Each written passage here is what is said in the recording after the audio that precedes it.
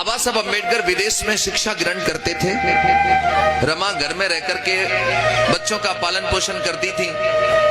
तो एक बार का जिक्र है, बाबा साहब विदेश से लौट करके इंडिया भारत वापस आ रहे थे। तो रमा को पता लग गया था पहले से मेरे पति आ रहे हैं। तो भारत में आते ही उनके लिए एक बड़ा मंच बनाया गया। उस मंच पर बाबा साहब का सम्मान होना था। तो उनकी पत्नी सोच रही है आज मेरे पति आ रहे हैं तो घर के सारे काम जल्दी से निपटा लूं, खत्म कर लूं। आज मैं भी अपने पति को देखने जाऊंगी, अपनी आंखों से उनका सम्मान देखूंगी। तो रमा घर के सारे काम माता बहनों कर रही हैं। और जब घर के सारे गृह कार्य पूरे कर लिए, इधर बाबा साहब मंच पर आ गए हैं और रमा तैयार होने के लिए मन कर रही है कि एक साड़ी निकाल लूं तो तैयार होकर के जाऊंगी। तो रमा ने जैसे बक्सा खोला, साड़ी निकाली और ऐसे करके जब साड़ी खोली तो साड़ी में जगह जगह छेद हो रहे थे। रमा की आंखों में साड़ी को देख करके आंसू आ गए। रमा सोचने लगी मेरे पति का मंच पे सम्मान होगा और ये फटी हुई साड़ी में पहन कर जाऊंगी तो मेरे पति की बेइज्जती ना होगी। लेकिन मेरे पास तो एक अच्छी साड़ी नहीं है पहनने के लिए, अब मैं क्या पहन के जाऊं और मुझे पति का सम्मान देखना ही है।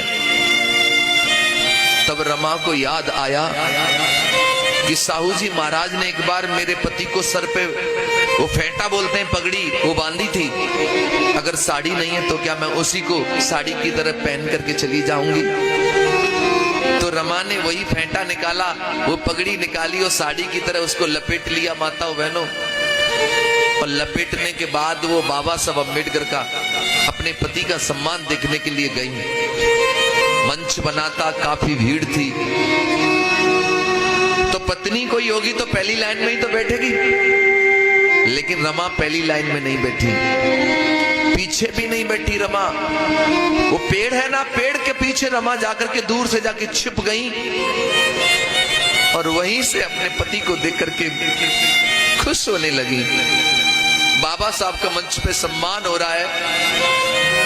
बाबा साहब जब मंच में अपना भाषण दे रहे हैं तो बाबा साहब की आंखों ने अपनी पत्नी रमा को देख लिया। जब रमा को देख लिया तो बाबा साहब मंच से नीचे उतर के गए,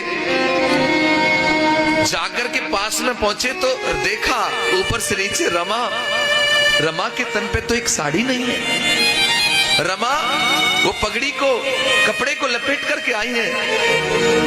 बाबा साहब ने अपनी पत्नी के हाथ अपने हाथों में ले लिए, कहने लगी बाबा साहब रमा मुझे माफ कर देना, मैं तुम्हारा बड़ा अभागा पति हूं जो तुम्हें एक अच्छी सी साड़ी नहीं पहना पाया। रमा ने तभी क्या किया, एक उंगली साहब के ओठों पे रख दी, बोली साहब सब कुछ कहना लेकिन ये मत कहना कि आप मुझे एक अच्छी साड़ी नहीं पहना पाए। रमा कहने लगी साहब अगर आज मैं आपसे कुछ मांगू तो क्या मुझे दोगे? बाबा साहब कहने लगे अरे रमा वैसे भी तूने मुझसे अब तक मांगा ही क्या है, मांगो रमा, क्या मांगना चाहती हो मांगो, आज जो तुम मांगोगी मैं वो तुम्हें दूंगा। बाबा साहब सोच रहे थे रमा कोई गहना मांगेगी, अच्छी साड़ी मांगेगी, ऐसा कुछ मांगेगी। तब रमा ने कहा साहब यदि आप मुझे कुछ देना चाहते हो तो मैं केवल इतना मांगना चाहती हूं कि रमा एक सुंदर साड़ी पहने न पहने, दुनिया में भारत में ऐसा काम करके जाना मेरे साहब जी कि रमा एक अच्छी साड़ी पहने न पहने लेकिन भारत में रहने वाली हर महिला, हर औरत, हर रमा एक सुंदर साड़ी पहने, बस इतना सा काम करके तुम चले जाना। बाबा साहब कहने लगे अरे पगली क्या मांग लिया तूने? मैं तो सोच रहा था तुम मुझसे गहने मांगेगी, कपड़े मांगेगी, लेकिन तूने क्या मांग लिया? माताओं बहनों मैं तुम्हें यह कहना चाहता हूं कि आज तुम्हारे तन पर जो सुंदर साड़ी दिखाई दे रही है ये तब तुम्हारे तन पर एक सुंदर साड़ी है क्योंकि रमा ने कभी अच्छी साड़ियां नहीं पहन पाई, लेकिन बाबा साहब तुम्हें अच्छी साड़ियां पहनने का मौका दे गए। रमा के पास तो एक सुंदर साड़ी नहीं थी, लेकिन तुम्हारे पास इतनी साड़ियां हैं आज कि अलमारी का जब दरवाजा खुलता है तो साड़ियों की कतार आंगन में गिर जाती है और तुम सोच में पड़ जाती हो कि इसमें से कौन सी पहनूं। इतनी साड़ियां तुम्हारे पास है। लेकिन बाबा साहब की पत्नी तो उन दिनों गर्दिश में जी और अपना पूरा जीवन समाज के लिए लगा गई, तुम्हारे लिए सब कुछ कर गई। ऐसी थी रमा। लेकिन बड़ा दुख होता है मुझे, लेकिन बाबा साहब अम्बेडकर की चर्चा होती है तो 500 रुपए आदमी दिखाता है तो एहसान करता है कि मैंने 500 दे दिया, मैंने 200 दे दिया। अरे तुम्हारे 200 ज्यादा है कि बाबा साहब का जीवन ज्यादा है, रमा का जीवन ज्यादा है। बड़ा दुख होता है मुझे कि जिन्होंने अपना संपूर्ण जीवन, अपना पूरा जीवन समाज के लिए समर्पित कर दिया, आज वही समाज के लोग अपने घरों से निकलने में शर्म महसूस करते हैं। नौटंकी तमाशों में अपना बिस्तर लेके पहुंच जाएंगे, लेकिन बाबा साहब का कार्यक्रम सुनने के लिए उन्हें हाथ जोड़ने पड़ते हैं, आ जाओ सुनने के लिए, आ जाओ सुनने के लिए। ये हालत बनाई है तुमने अपने महापुरुषों की। एक याद रखना एक बात, इंसान को जीवन में कोई चीज तब मिलती है जब इंसान उसकी कीमत चुकाता है। तुम ये कपड़े पहने हो ना, ये कपड़े भी तब पहने हो, पहले इनकी कीमत चुकाई है तुमने। ये साउंड भी तब बज रहा है, इसकी कीमत चुकाई गई है।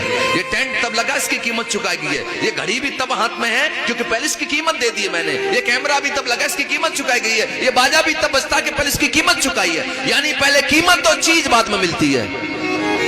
मैं पूछना चाहता हूं, एक चीज तुम्हें मिली, तुम भूखे मरते थे, खाने को भोजन नहीं होता तो मरा हुआ मांस भी खा जाते थे पेट भरने के लिए, लेकिन आज ताजा बढ़िया भोजन करते हो। मैं पूछना चाहता हूं, इस ताजे भोजन की कीमत तुमने चुकाई क्या? पानी के लिए तुम तरस जाते थे, पीने को पानी नहीं मिलता था, लेकिन आज बिसलरी का पानी पीते हो, क्या इसकी कीमत तुमने चुकाई? मान सम्मान तुम्हारी जिंदगी में नहीं था, कमर में झाड़ू, गले में हांडी होती थी, लेकिन आज गले में मालाएं पड़ती है, सम्मान होता है, क्या इसकी कीमत तुमने चुकाई? मैं पूछना चाहता हूं, आप लोगों को गाड़ियों में बैठने का कोई अधिकार नहीं था?